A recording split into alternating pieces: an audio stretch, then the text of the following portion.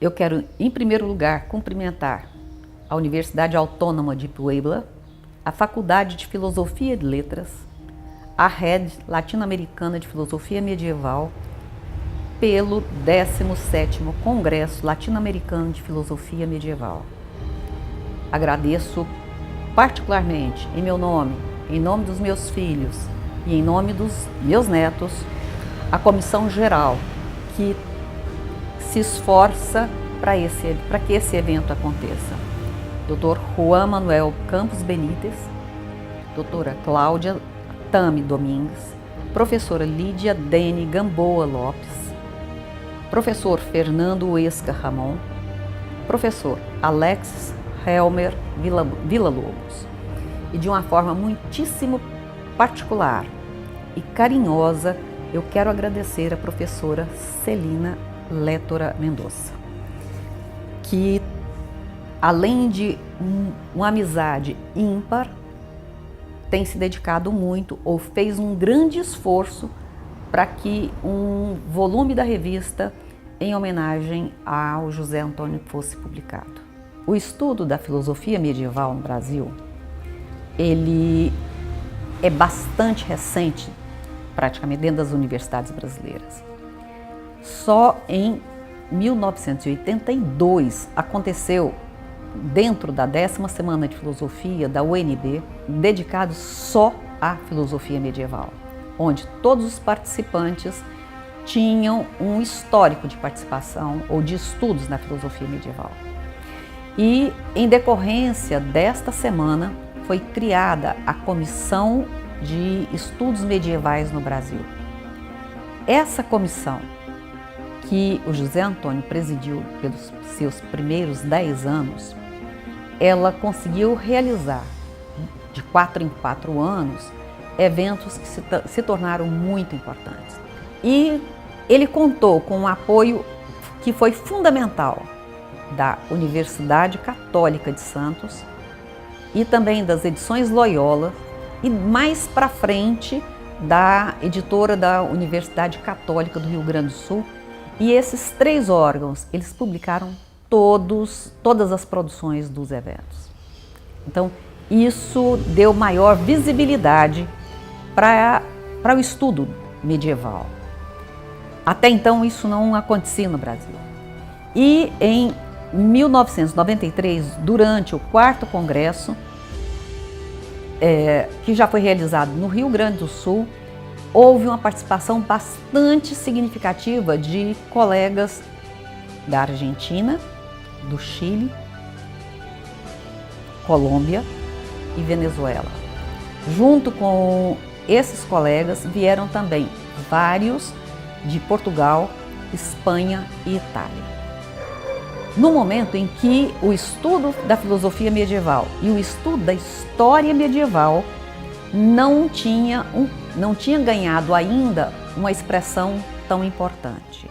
Acho que falar do meu pai e não falar da academia são 2 coisas que não existem separadamente, né? A vida do meu pai era muito a dedicação aos estudos, ao que é ser um professor acadêmico e principalmente um pesquisador.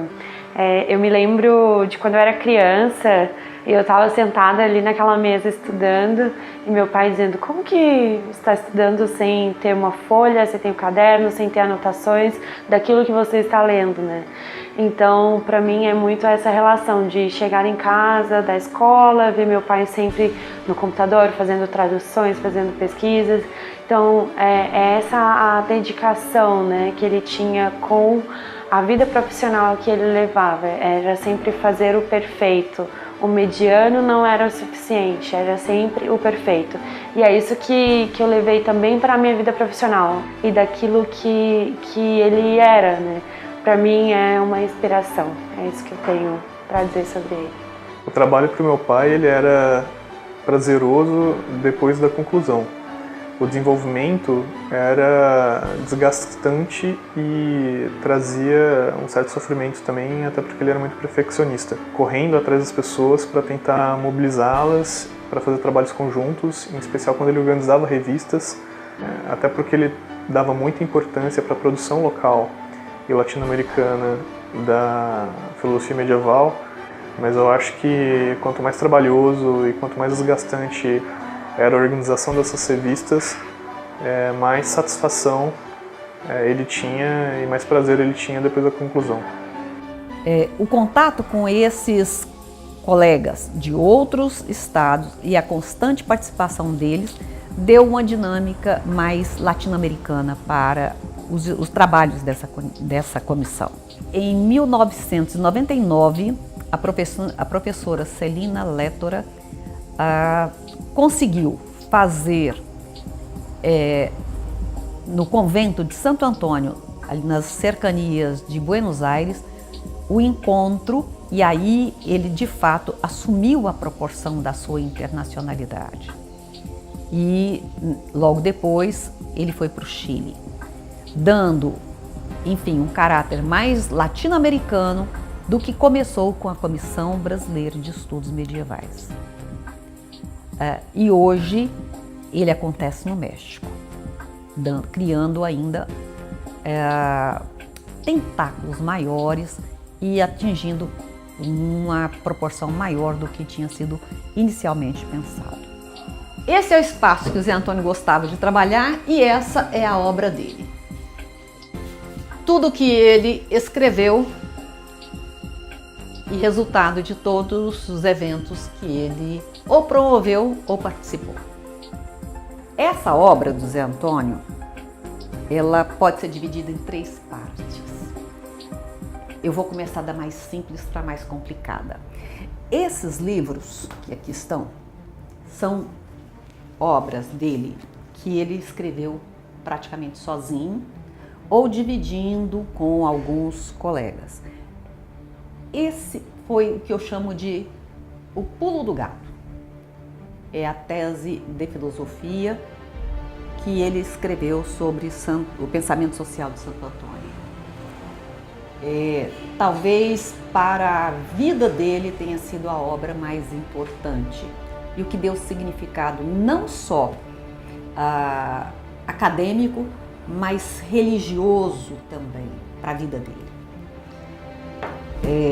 Esse texto que ele escreveu com o professor João Moraes Barbosa, O Reino de Deus e o Reino dos Homens, teve para ele um peso muito importante pessoal por conta de quando eles acabaram de escrever, o professor João Barbosa veio a falecer.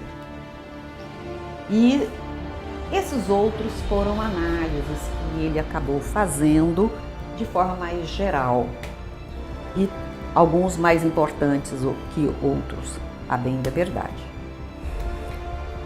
O segundo conjunto é esse conjunto que ele fez organizando, e aqui ele teve o apoio e a companhia de vários colegas. As relações de poder da Idade Média Tardia, trabalhos que ele fez, esse particularmente talvez seja um marco, porque é um dos primeiros livros que ele conseguiu publicar, tá?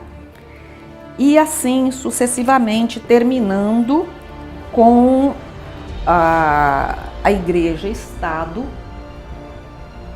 que é considerado um livro de referência hoje na Península Ibérica particularmente.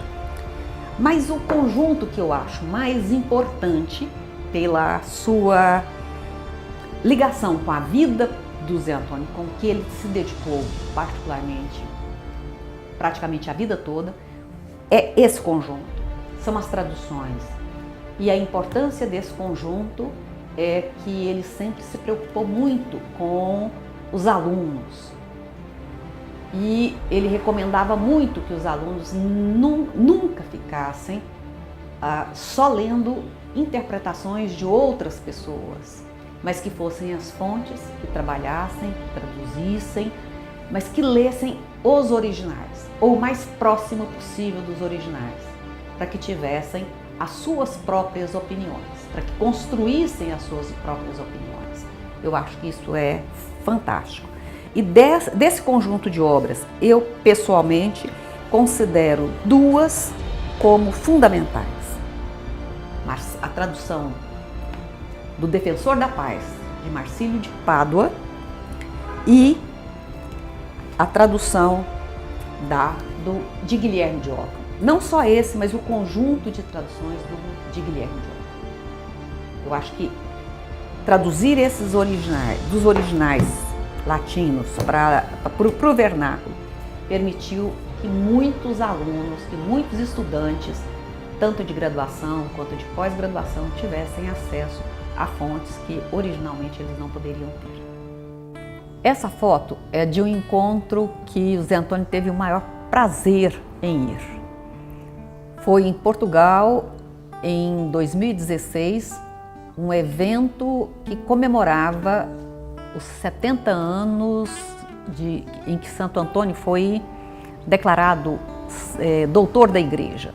Ele participou junto com uma das pessoas de quem ele mais gostava e que passou a ser um dos nossos maiores amigos, o padre Joaquim Cerqueira Gonçalves. Essa foto já é de um outro evento em Barcelona. Ele fazendo o que ele mais gostava, que era participar de eventos, se encontrar com os amigos. Aqui ele estava participando de um evento na Universidade Estadual de Goiás e essa é uma foto que eu gosto muito, que é do encontro da comissão, talvez o último encontro que tenha sido chamado de Encontro da Comissão de Filosofia Medieval, Comissão Brasileira de Estudos Medievais, que foi em Fortaleza. E aqui ele divide espaço com o professor Luiz Deboni, que foi, junto com ele, o grande articulador da Comissão Brasileira e foi o seu segundo presidente. Essa foto era de um evento no Porto e aqui ele divide também espaço e foto com o professor Luiz Deboni. Um evento aqui em Goiânia e aqui ele divide espaço com 3 dos seus pupilos. E a gente fala que são os filhos intelectuais que ele sempre ou puxava a orelha, mas mesmo puxando a orelha, ele defendia de unhas e dentes. Era um mestre assim, bastante exigente, mas ao mesmo tempo era um professor que ensinava, que dividia o que sabia, que gastava tempo com seus alunos, gastava sua paciência. Ele ensinava o esforço que era acima da vocação. A vocação é um elemento. Eu penso que eu guardo de ensinamento do meu professor é a disciplina e a persistência. E eu sinto muita saudade dele. Ele conseguia encontrar no seu orientando aquilo que o orientando podia dar de melhor. Não houve oportunidade na vida de um orientando seu em que ele não conseguisse nos colocar uma boa oportunidade na vida profissional, pessoal e acadêmica. Assim foi o professor Zé Antônio na minha vida, como mestre, amigo e quase pai. Eu tenho orientandos hoje aos quais o professor José Antônio considerava como seus netos intelectuais. Ele não media esforços em dar cursos esporádicos de latim, de língua latina medieval, ou de fazer conferências, palestras, e não se importava se isso era em eventos grandiosos, se isso era dentro da sala de aula em que a gente ministrava, e eu guardei para a minha vida profissional muito do que ele fez por mim. Hoje eu tenho a oportunidade de também fazer pelos meus alunos. Barcelona, 2016, ele ao lado do professor Bernardo Bayona, com quem ele fez os últimos trabalhos mais importantes. No mesmo evento, participando de uma mesa, e aqui no lançamento do livro Igreja e Estado, que eles organizaram juntos em 2 versões, em português e em espanhol. A versão em espanhol ainda está disponível. Aqui no Porto, com o professor Meirinhos, que hoje é o presidente da SOFIME, que é a Sociedade de Filosofia Medieval Espanhola. No mesmo evento, a Universidade Autônoma de Barcelona, onde ele proferia sua conferência. E esta é uma fotografia que eu gosto muito, porque mostra bem o que ele mais gostava. Era participar de eventos, discutir, conversar, apresentar estudos, mas também conviver com os colegas de outros lugares. E aqui aparece o professor Meirinhos, o professor Fedora, o professor Bernardo e o professor Rafael Ramon Guerreiro. 4 grandes historiadores ou filósofos medievais, mas também 4 grandes amigos. Essa foto, ela é do congresso em Águas de Lindóia. Aqui aparece, logo no começo da comissão, José Antônio, o professor Luiz Deboni e o padre Joaquim Cerqueira Gonçalves, já retornando para São Paulo. Eu quero agradecer a todos e quero desejar a todos os participantes um excelente trabalho e que esse trabalho possa chegar àqueles que mais precisam deles, que são os alunos, e tanto de graduação quanto de pós-graduação. Bom trabalho a todos, isso é o que eu desejo.